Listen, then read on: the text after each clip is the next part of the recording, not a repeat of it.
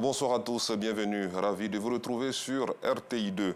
Échec et rebond après avoir cuisiné pendant 131h30 en décembre dernier pour tenter de battre le record Guinness du plus long marathon de cuisine. La chef Zeynab Bansé a vu son exploit invalidé en raison d'une mauvaise captation vidéo.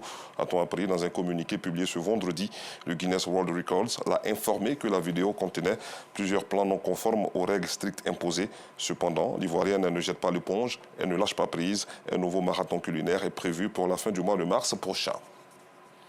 Direction à présent la commune d'Adjamé où beaucoup de services sont proposés au sein du marché Gouro. Notre équipe de reportage conduite par Laurence Kakra et Jules Tonien s'est intéressée à l'utilité des moulins, tant appréciés par la gente féminine. Le reportage vous sera proposé à 19h30. Et puis, quatrième pilier de l'islam, le ramadan débute dans moins de 10 jours.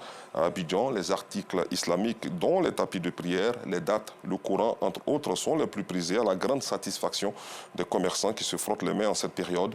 Le constat de Georgette Ido Fofana tout à l'heure dans la grande édition. Parlons santé à présent. L'hôpital d'Angré dans la commune de Cocody vient de recevoir des équipements sanitaires de la part de l'association Amis Solidaires. Un geste fortement apprécié par les responsables de l'hôpital. Voici donc le compte-rendu de Laurence Kakra. L'association Amis Solidaires fait parler son cœur. Elle vient de faire don d'équipements sanitaires à l'hôpital d'Angré dans la commune de Cocody.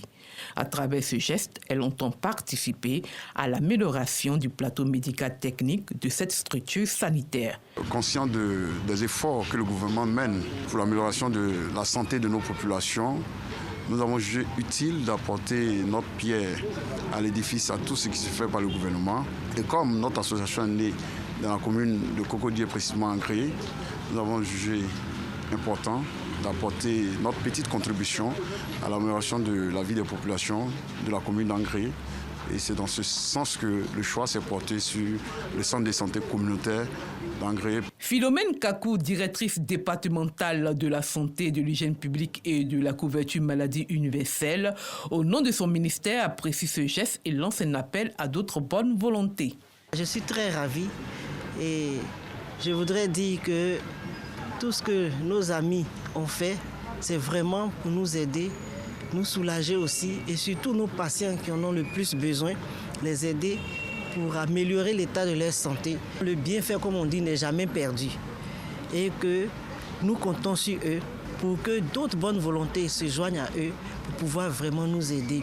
Les bénéficiaires ne manquent pas d'éloges à l'encontre de l'association Amis Solidaires. Je tiens à remercier le président de l'association Amis Solidaires et toute son équipe pour le bienfait qu'ils nous font. Que Dieu élève cette association.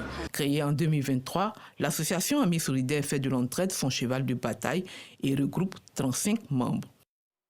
À l'international, les ministres des Affaires étrangères des pays du G20 sont réunis à Johannesburg, en Afrique du Sud, depuis hier.